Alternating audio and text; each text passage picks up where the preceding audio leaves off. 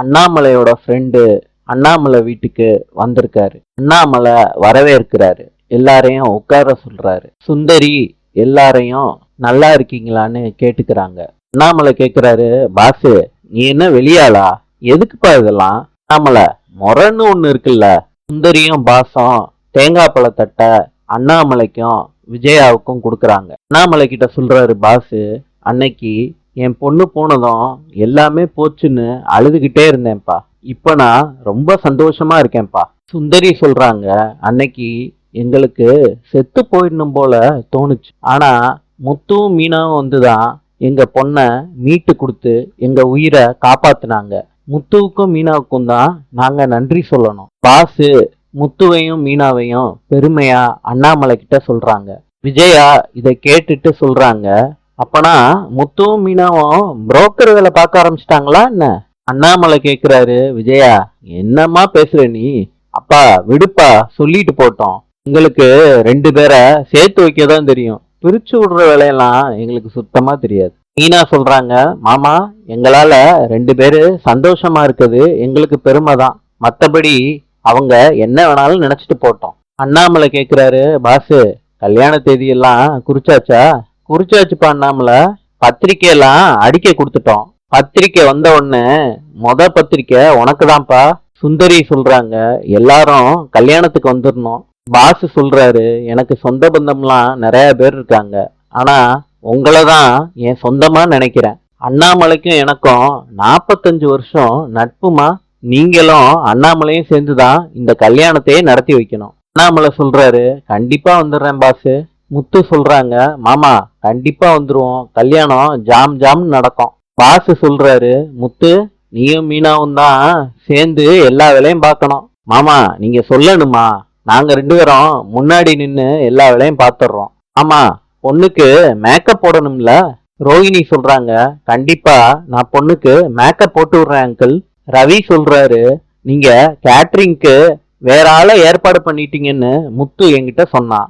நீங்க சீதனமா வைப்பீங்கல்ல ஸ்வீட்லாம், அதுல நான் செஞ்ச ஸ்வீட்டையும் வைங்க அங்கிள், அத நான் பாத்துக்கிறேன். விஜயா சொல்றாங்க, அதெல்லாம் சரிதான், ஒட்டு மொத்தமா கல்யாண செலவு இல்லாம நம்ம குடும்ப தயவுலயே ஓசியாவே முடிஞ்சிடும் போல இருக்கே. அண்ணாமலை சொல்றாரு, விஜயா பாசம் இந்த குடும்பம் தான், நம்ம எல்லாரும் சேர்ந்துதான் இந்த கல்யாணத்தை பண்ணணும். முத்து சொல்றாரு, அப்படி சொல்லுப்பா. மாமா ரிசப்ஷன்ல ஏதாவது கச்சேரி வைக்கணும்னா சொல்லுங்க, நம்மால ஆட விட்டுறலாம். கேக்குறாங்க, என்ன முத்து? அம்மா அதான் பரதம் டான்ஸ்மா. இப்பதாம்மா சொன்னேன். ஏண்டா எல்லா ஃபங்க்ஷனுக்கும் போய் ஆடுறது தான் என்னோட வேலையா? சொல்றாங்க, ஆன்டி எங்களோட ஆனிவர்சரி ஃபங்க்ஷனுக்கு நீங்க டான்ஸ் ஆடினீங்களே சூப்பரா இருந்துச்சு. சொல்றாங்க, அது உங்களுக்காண்டி பண்ணுனேம்மா, எல்லா இடத்துலயும் ஆடிக்கிட்டு இருக்க முடியாது. பாசு சொல்றாரு, நீங்க கல்யாணத்துக்கு வந்தாலே போதுமா, அதே எங்களுக்கு ரொம்ப சந்தோஷம். அண்ணாமலை சொல்றாரு, அதெல்லாம் நல்லபடியா நடக்கும் பாசு, கல்யாண வேலைய சீக்கிரத்துல பார்க்கணும். மாப்பிள்ளை வீட்டுக்காரங்க நல்லா பேசுறாங்கல்ல? அண்ணாமலை, நல்லா பேசுறாங்க. மீனா சொல்றாங்க, மாமா அவங்க கிட்ட பேசும்போதே தெரிஞ்சிச்சு எல்லாரும் ரொம்ப நல்லவங்களா இருக்காங்க.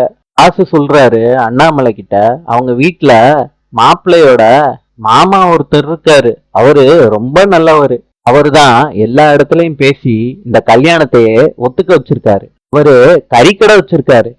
கேக்குறாங்க, கறிக்கடை சம்பந்தமா? இல்லம்மா, மாப்பிள்ள பெரிய இடத்துல வேலை பாக்குறாருமா, ஆனா அவங்க குடும்பத்துல கறிக்கடையும் ஒரு பிசினஸ். சொல்றாங்க, அப்படின்னா ஞாயிற்றுக்கிழமை ஆனா மாப்பிள்ளை வீட்டுல இருந்து கறி வந்துரும், செலவே இல்ல. சொல்றாரு, மாமா நீங்களும் அந்த மாமாவை பத்தி நிறைய சொல்றீங்க, ஆனா அவரை தான் என்னால பார்க்க முடியல. சுந்தரி சொல்றாங்க, நீங்க போன உடனே தான்ப்பா அவர் வந்தாரு. முத்து சொல்றாரு, சரி விடுங்க, கல்யாணத்தன்னைக்கு பார்க்க தானே போறோம். மனோஜ் போலீஸ் ஸ்டேஷனுக்கு வர்றாரு. சார் என் கேஸ் என்ன ஆச்சு, என்கொயரி பண்ணீங்களா இல்லையா? சார் 1 ரூபா 2 ரூபா இல்ல 30 லட்சம் ரூபா என்னை ஏமாத்திட்டு போயிருக்கான் சார். என்ன சார் நான் வாட்டுக்கு பேசிக்கிட்டு இருக்கேன், நீங்க வாட்டுக்கு எழுதிக்கிட்டு இருக்கீங்க? சார் நான் கம்ப்ளைண்ட் கொடுத்து எவ்வளவு நாள் ஆச்சு. என்ன சார்? அதுக்கு போலீஸ் சொல்றாங்க, நீ யாரு என்ன வரும்னு சொன்னாதானேப்பா எனக்கு தெரியும், திடுதுப்புன்னு வந்து கேட்டா நான் என்ன சொல்றது? மனோஜ் சொல்றாரு, சார் ஒருத்தன் வீட்டை விக்கிறேன்னு 30 லட்சம் ரூபா ஏமாத்திட்டு போனானே, இந்த கேஸாப்பா? இன்னைக்கு கூட வாயை விட்டு எல்லார்கிட்டயும் அடி வாங்கினிய அவன் தானே நீ? சார், என் கம்ப்ளைண்ட் என்ன சார் ஆச்சு? பா, அதான் கம்ப்ளைண்ட் கொடுத்துட்டே இல்ல, இன்னும் தேடிக்கிட்டு தான்ப்பா இருக்கோம் அந்த அக்யூஸ்ட. மனோஜ அந்த போலீஸ் நல்லா திட்டி அனுப்பி விட்டுறாரு. மனோஜும் வெளியே வந்துடுறாரு போலீஸ் ஸ்டேஷனை விட்டு. டிராபிக் கான்ஸ்டபிள் இன்ஸ்பெக்டர் காண்டி போலீஸ் ஸ்டேஷன்ல வெயிட் பண்றாங்க. இன்ஸ்பெக்டர் டிராபிக் கான்ஸ்டபிள திட்டுறாரு. நோ பார்க்கிங்ல உன்னை யாரியா வண்டியை நிப்பாட்ட சொன்னது? பாரு, இந்த வீடியோ வைரல் ஆகிக்கிட்டு இருக்கு. அந்த வீடியோவை டிராபிக் கான்ஸ்டபிள் பாக்குறாரு. டிராபிக் கான்ஸ்டபிள் சொல்றாரு, சாரி சார், இனிமேட்டு இந்த மாதிரி நடக்காம நான் பாத்துக்கிறேன். இன்ஸ்பெக்டர் சொல்றாரு, அதெல்லாம் இருக்கட்டும்யா, உனக்கு 3 நாள் சஸ்பென்ஷன் கொடுக்க சொல்லி கமிஷனர் ஆபீஸ்ல இருந்து ஆர்டர் வந்திருக்கியா? சார், நான் எப்பயும் கரெக்டா தான் இருப்பேன், எமர்ஜென்சிக்காண்டி தான். என்னையா பண்றது, அவனும் போட்டு விட்டாயா, நமக்கு தான் ஏகப்பட்ட பேரு எதிரியா இருப்பாங்களே. சரி, 3 நாள் போய் ரெஸ்ட் எடுத்துட்டு வா. டிராபிக் கான்ஸ்டபிள் வெறுத்து போய் போலீஸ் ஸ்டேஷன்ல இருந்து வெளியே வர்றாரு. என்ன ஆச்சுன்னு இன்னும் ஒரு போலீஸ்காரர் வந்து அருண் கிட்ட கேக்குறாரு. அதுக்கு அருண் சொல்றாரு, 3 நாள் சஸ்பென்ஷன், 3 நாளோட போயிருச்சேன்னு நினைச்சுக்கோ அருண். என்னோட கரியர்ல ஃபர்ஸ்ட் பிளாக் மார்க்கே இதாயா.